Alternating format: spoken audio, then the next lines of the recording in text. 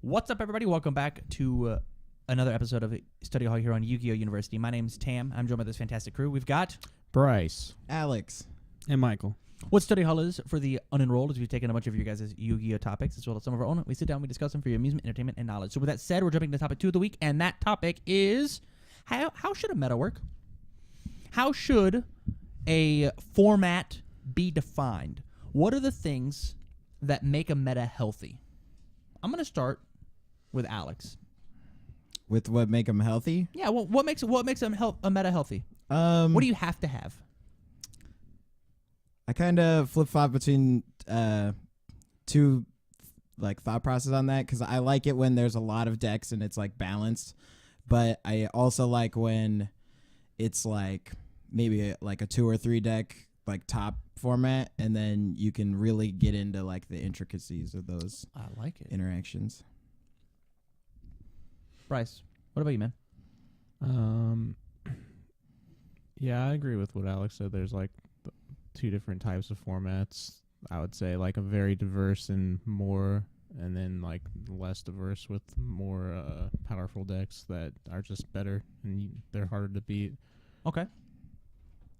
I think I prefer the diverse ones just because, if you watched our episode last week with sideboarding, there's a lot more thought process you have to go into there instead of just worrying about the couple matchups. You have to worry about what can go against multiple matchups and etc. So I think and not playing against the same stuff the whole tournament is more interesting, in my opinion. I think really solid playtesting, so that I'm okay with a paper rock scissors format where we have 3 main decks and they kind of beat each other. That's fine, as long as my rock isn't massive and my paper is really small. I want this format that my 3 big guns are fairly equal. It very much feels either paper rock scissors, and I had to outplay you in order to get that win, or have it so diverse that, man, I'm not exactly sure what your deck is going to do. I get what 20 of the cards are, but the other 20, they're a mystery, and that's what I have to play around. I think that sounds very, very fun. Mike. Me personally, it's nice to see a really diverse format because it just means that nothing's getting power creeped on too much. But I personally like the rock paper scissors formats where A beats B, B beats C, C beats A, etc. Usually, it's control, combo, and then something usually degenerate. Something usually degenerate. I think we're looking for a mid-range. I think a really fun grindy mid-range deck would be super fun of constantly having tempo and pushing for that incremental advantage. I think that sounds like a really fun game of Yu-Gi-Oh! But at the same time, if I can just swarm out a bunch of dudes and you break my board and I lose, I think that's totally fine. Or I'm slowly playing the game. Just having that, I think that kind of paper rock scissors is really cool. Even if there's hey, there are 2 decks that do this really aggressive thing, and 2 decks that do this really mid-range thing, and 2 decks that do this really control-y thing. We play that way. I think it's a nice format. I actually think Yu-Gi-Oh is different than most other card games, in that there isn't the control versus mid-range versus aggro in that kind of sense, or combo. There's a lot of combo decks, but if you look at the past format, one of them I think of for rock paper scissors is should all be a Cliff Fort. And if you look at those, none of them. Maybe should all later on would be considered more an aggro combo deck, but really they kind of all run at the same pace. But it's just how the cards interact with each other is how the matchups play out, not just based on tempo, which I think is more interesting. Then it's not just black and white, every format is the same. It's more about the intricacies between cards. Cliff Fort is better against Shadal because they can't use their fusion to fuse from their deck. So that kind of interaction makes it the rock paper scissors more interesting. But so you bring up that format, and that format I'm very, very familiar with. I actually got to play in that format. That format, everybody's cards do relatively the same thing. Everybody had a spot removal card. Everybody had a back row card. Everybody had a draw card. Everybody had a search card. Everybody had and so everybody had these things, but they were just slightly tailored a little different. And I'm not positive that's happening right now, which is a different format. And I'm not positive we can do because of how generic we have to make links, because everybody has to be able to link summon. Even my old decks, they have to be able to link summon. So Why do you bring up today's format? I don't really think today would be like considered rock paper scissors in the. So what I'm saying is I think it's a little harder to design cards, or I don't feel from the fucking 2 games that I've played in the past month that every deck has a I'm gonna destroy your card when I do this thing, or I'm gonna search for my card when I'm gonna do this thing. I'm not positive. Everybody has that. Those level tools are of more thing. generic now. What? Those tools are more generic now. Yeah. Like As opposed to I have some sort of cost in order to do this. I'll pay 800 life points to search my card, as opposed to I'm going to send my card to my discard pile as a card effect to do this thing, or I'll detach and mill 3. Oh, I got one at the end of turn. I'll search my thing. Like I've searched all 3 times. I mean, all the archetypes do their thing. Like every archetype essentially is going to search or draw cards or something like that, but they do it in like a different way. That's just how. I mean, not all the formats are going to be like that, where it's like the specific interactions are so like polarizing for one matchup. Like the Shadalls doesn't work against Cliff, or the Fusion doesn't work against Cliff Wars, but it does work against BA. Like that kind of interaction doesn't exist in every format. It's just like how the cards work, and then the players make it into the rock paper scissors. It's not just unless they design it that way, which I don't think they did. It's just by a happy accident. But I don't know. Alex? I usually like think about the meta with like just what decks are fighting each other instead of like thinking about like all the decks usually, because I like try to classify like one deck as the beatdown, and that's like the weaker deck.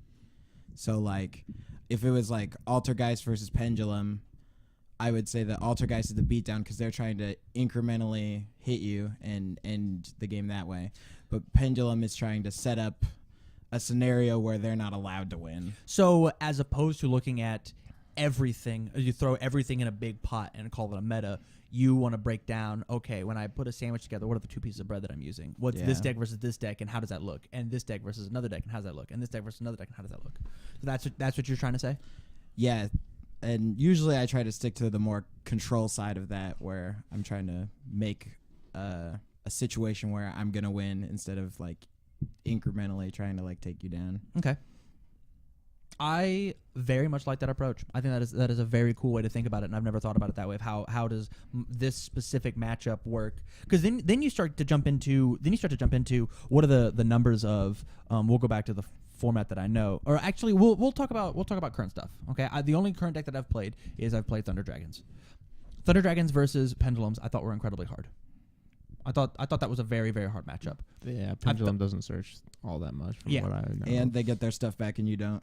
Correct. And then I played Thunder Dragons versus Chainburn, and I thought that deck was very easy to fight. I thought that was totally a fine matchup. And then I played Thunder Dragons versus a Danger deck, and I lost, but whatever. And like I never felt like I was like completely out of it. I just felt like he did his combos better than mine, which is, I'm new to the game, I'm coming back in, blah blah blah. But like, maybe I didn't have like the most optimal board. I didn't see the niche line in order to accomplish this specific scenario. But I never felt like it was either win or lose. I always felt like they played better than me. So maybe, do you think the meta's healthy right now? Do you think we're fine? Yeah, I think it's fine. Yeah.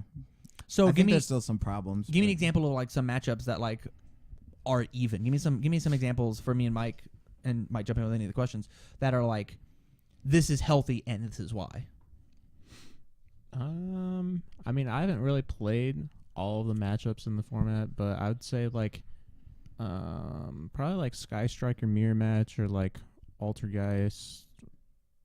Like any sort of the matchups between like Altergeist, Thunder Dragons, and Sky Strikers are generally, I'd say, like healthier, since they're not doing like completely degenerate things on the first turn. Besides like maybe some of the newer Thunder Dragon decks, but like I don't know, the games are gonna last multiple turns, and it allows players to interact with each other in more opportunities, so the better player will win more often at the time, which is I think what most people want to play when they're playing the game.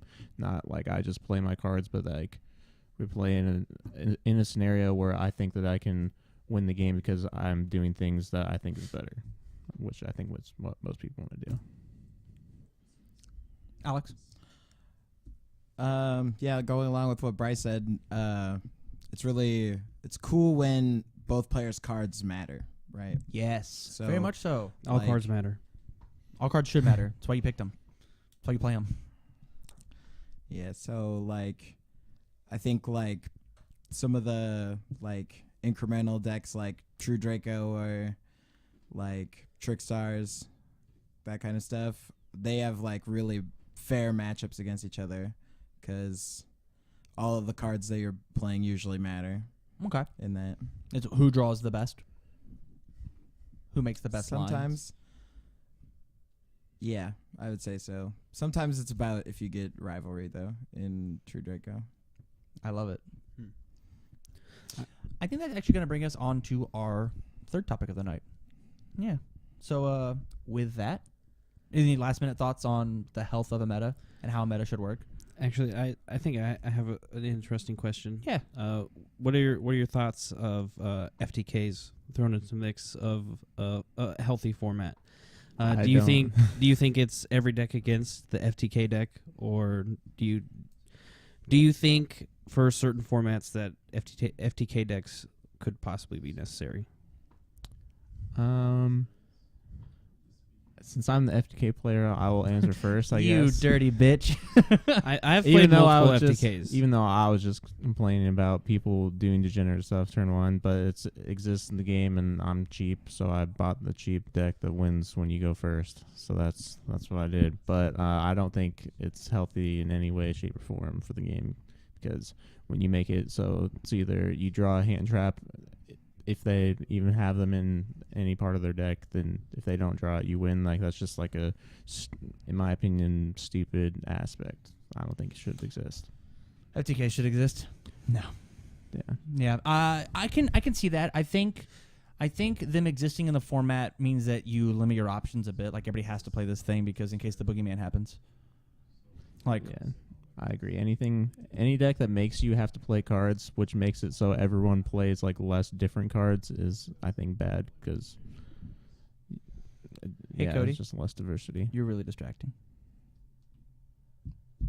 Sorry. Skylar, you're also very distracting. How do you feel about FTKs versus in the meta and the health? I think FTKs are almost always a design mistake. Yeah. in cards being made. That's I see it. Do you think there's any difference between like the big combo decks that make it so you can't play between? Because like you I can think say you can raw sphere I mode, but believe- like what's the difference between I raw believe sphere in moding? the illusion of being allowed to play your cards. I don't.